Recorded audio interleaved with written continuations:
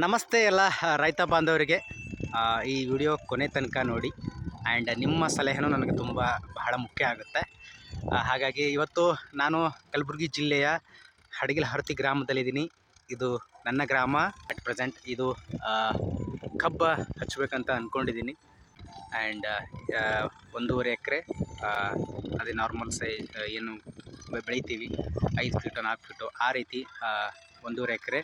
And ಕಬ್ಬು ಬೆಳೆದಿದ್ದರೆ ಯಾವ ರೀತಿ ಬೆಳೆದ್ರೆ ಸೂಕ್ತ, ಆ್ಯಂಡ್ ಅದಕ್ಕೆ ಯಾವ ರೀತಿ ಹನಿ ನೀರಾವರಿ ಮಾಡಿದ್ರೆ ಸೂಕ್ತನ, ಆ್ಯಂಡ್ ಅದಕ್ಕೆ ನೀರು ಯಾವ ರೀತಿ ಉಣಿಸ್ಬೇಕು ಅನ್ನೋದು ಒಂದಿಷ್ಟು ಚಿಕ್ಕ ಪುಟ್ಟ ಸಲಹೆಗಳನ್ನು ನಿಮಗೆ ಗೊತ್ತಿದ್ದರೆ ನೀವು ತಿಳಿಸ್ಬೋದು.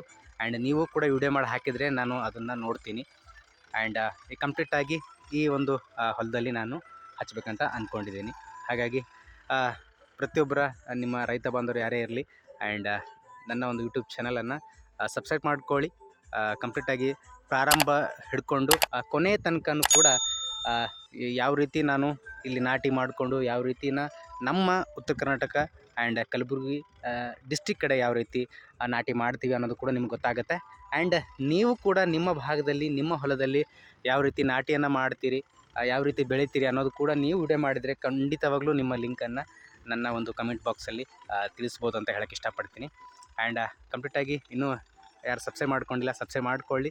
ಆ್ಯಂಡ್ ಪ್ರತಿದಿನವೂ ಕೂಡ ಏನೇನು ಈ ದಿನದಲ್ಲಿ ಪ್ರತಿದಿನ ಯಾವ ರೀತಿ ಕೆಲಸ ಆಗುತ್ತೆ ಅದ್ರ ಬಗ್ಗೆ ನಾನು ಅಪ್ಡೇಟ್ ಕೊಡ್ತಾಯಿದ್ದೀನಿ. ಥ್ಯಾಂಕ್ ಯು ಸೋ ಮಚ್ ಎಲ್ಲ ರೈತ ಬಾಂಧವರಿಗೆ. ಆ್ಯಂಡ್ ಮತ್ತೊಂದು ವಿಡಿಯೋದಲ್ಲಿ ಸಿಗೋಣ. ನಮಸ್ಕಾರ.